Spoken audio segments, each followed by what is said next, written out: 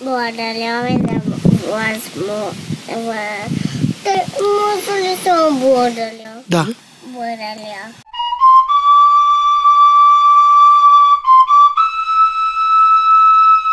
Благодаря ви за възможността да представя експликацията си по сценария. на новата телевизионна реклама за сладоледите на...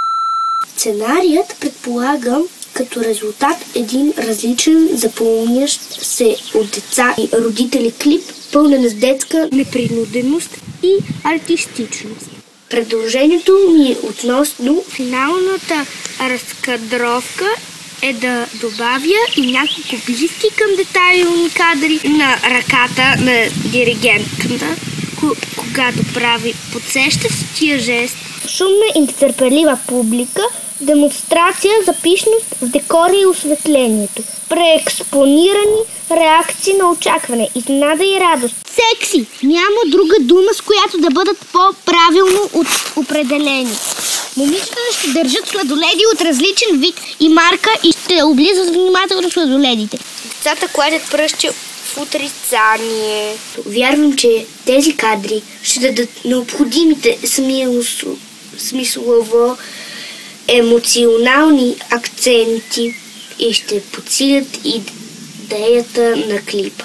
Сценарият е построен като класическа приказка. Героят пътешества, предлагат му се различни изкушения и трудности, които той се умява да избегне, за да достигне накрая до заслужената награда. В нашия случай наградата не е царска дъщеря, но пък никак не е малка. Основата, върху която ще бъде разработен целият клип, е изграждането му във формата на телевизионно шоу, игра от типа колелото на късмета.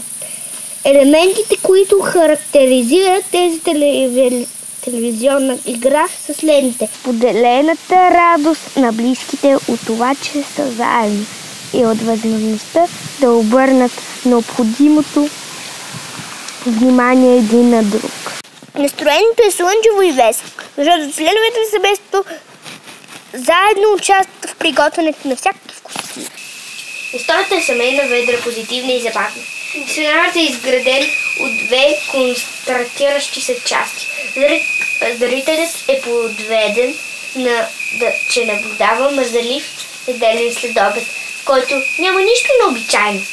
В това да се похъпва сладолед, излежавайки се на канапето в хола с децата, приятели или близки. Пепелуде. Благодаря ви за възможността да ви представя експликацията си по сценария. Благодаря ви за възможността да ви представя експликацията си по сценария. Благодаря ви за възможността да ви представя идеите си за... Благодаря ви за възможността да представя експликацията си. Благодаря ви за възможността да ви представя...